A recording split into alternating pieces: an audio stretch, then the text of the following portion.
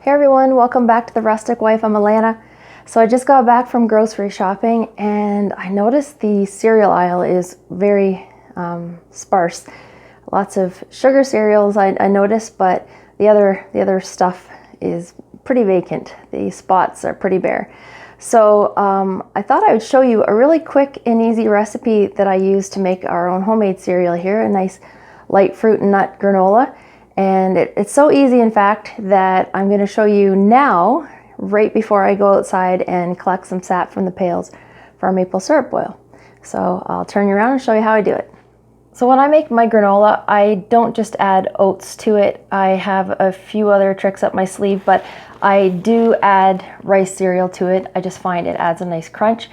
And if you can't find Rice Krispies, you don't have to put it in. You can just add more oats to it. But I do like the rice cereal in my granola.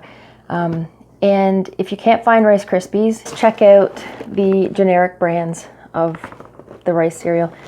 I always get this one anyway because it is half the price of the name brand. And to me, it tastes and looks exactly the same. See, that's what it looks like. Just like the leading brand cereal. To me, it tastes the same. All right, so I have my oven preset to 325 degrees and I'm going to put some parchment on a baking sheet. This baking sheet that I have is about 14 by 21. It's a little bit larger than your average cookie sheet, but you can just use two cookie sheets if you don't have one this big. So I've just lined my ratty old pan here with some parchment, and like I said, this is a 14 by 21. And then I'm going to do 3 cups of large flake rolled oats. So I use the large flake and not the quick oats.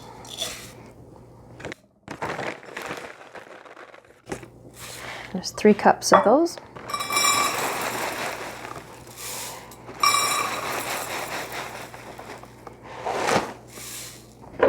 Then I have a half a cup of pecan pieces, or you can use any type of nuts that you like. You can put walnuts in there. And then I also have a half a cup of dry roasted almonds that I'm just going to roughly chop up here.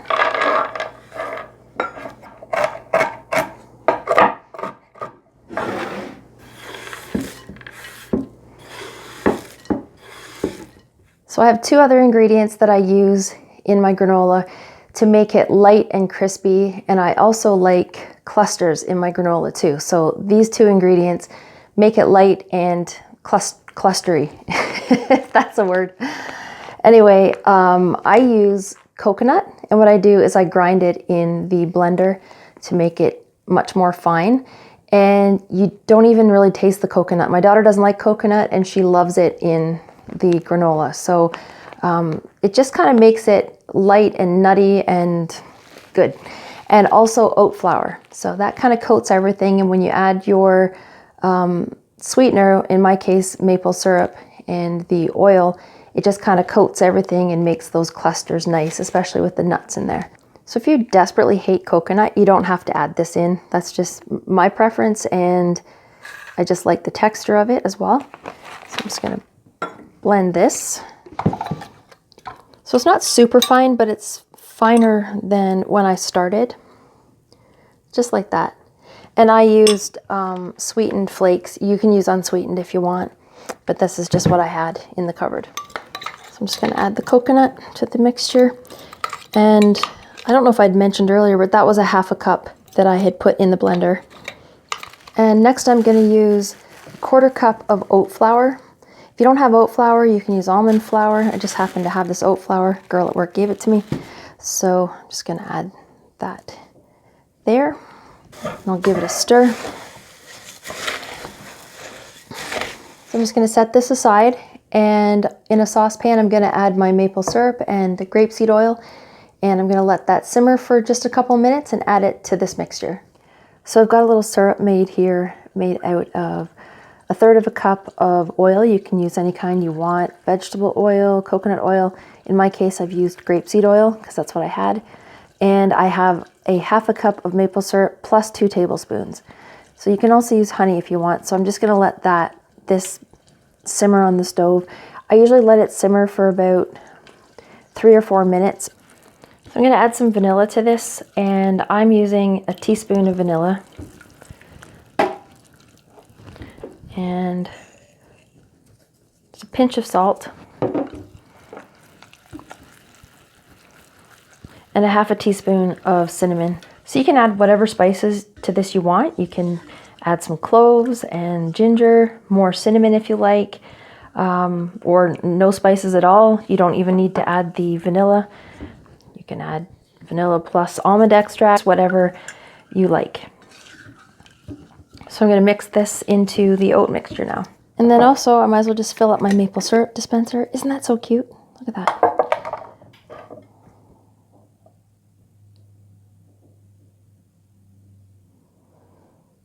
And this is the maple syrup that we made last year.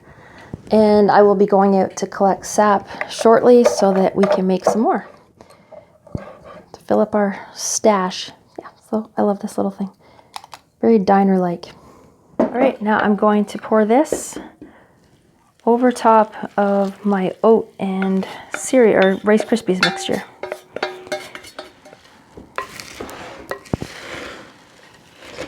You want it all, like all the nuts and all the flour and coconut and everything coated in this mixture, because that's what's going to make it crispy once we put it in the oven. All right, so then we're going to just pour it onto the cookie sheet and spread it around as evenly as you can. I don't like to leave the edges too thin because that's what browns the fastest. Okay, so the next step, I'm going to press it down with my spatula because, like I said, I like clusters in mine so I can break them in pieces. And if you press it down, you can do that. And I don't stir mine once it's been in the oven either. If you want it more separate, like the pieces separate, then stir it halfway through, but I don't. Okay, so I'm going to stick this in the oven at 325 degrees that I've already preheated, and I'm going to leave this in there for about 20 or 24 minutes, but check it at the 20-minute mark. You don't want it to get too browned. And again, I'm not going to stir that because I like clusters. So this is just out of the oven, and I want to let it cool like this, and then I can break this up into pieces. But like I said before, if you don't like clusters of granola, halfway through your baking time, give it a stir. All right, while this is cooling, I'm gonna head outside and we're gonna collect some sap. It's such a beautiful day. The sun is beautiful, but it is so windy. I'm just gonna check these sap pails, see if I get anything for a boil tomorrow. There's a little bit.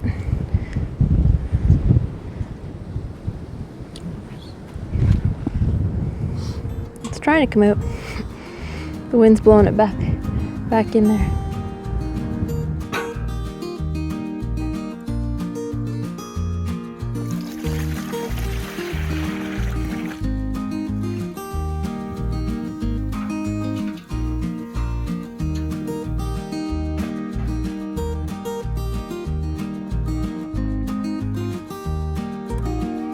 I was supposed to be collecting sap, but I'm going to show you something that I found. One of the first signs of spring. It's exciting. A whole bunch of ladybugs. They must have overwintered in these leaves. I looked over here and I actually thought they were berries. I thought, what the heck kind of berry is that? I'll have to remember they're here so I can put some in my garden to eat all the aphids. Okay, now I got to get back to work. Got more collecting to do if we're going to do a boil tomorrow. I hope the weather cooperates so we can do a boil. And my dogs are in my garden.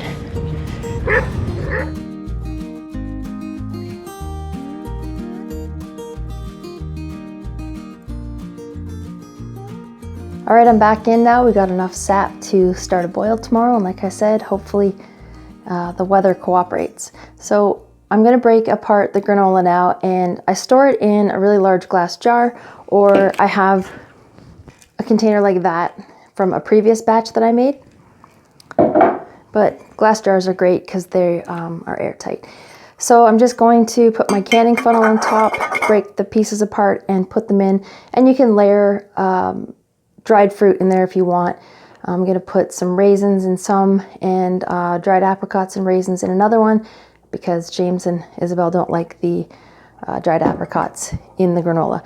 So that's what you can do. You can add dried cherries, cranberries, dried apples, any kind of fruit, dates if you like. You can put in pumpkin seeds and sunflower seeds, flax seeds, whatever combination you want to do. So you can just start breaking this apart. Hope you can see with the sun here, but you see it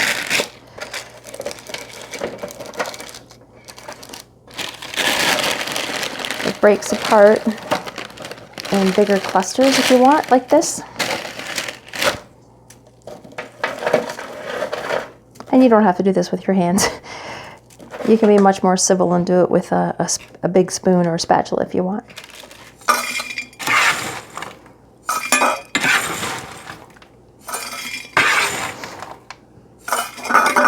I'm just going to layer some raisins in there.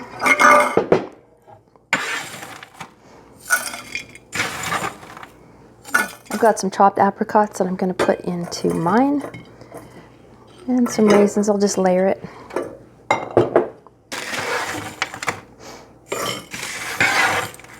So there is my cereal all finished.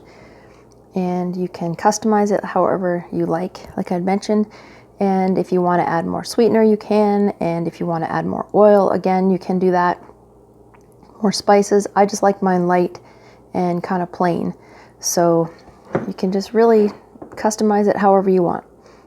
So I'm just going to give it a taste test before supper.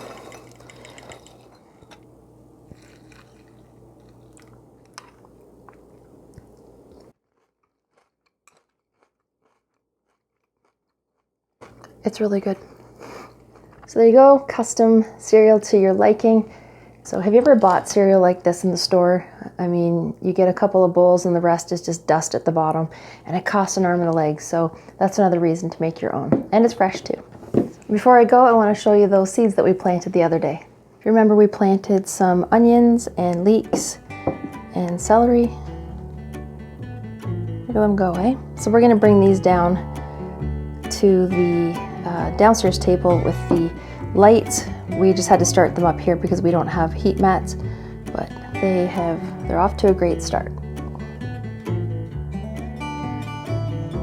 So that's it for today. Thanks for joining me in the kitchen and outside collecting sap, and I hope you enjoyed today's video. If you did, please consider subscribing, and I'll see you again next time.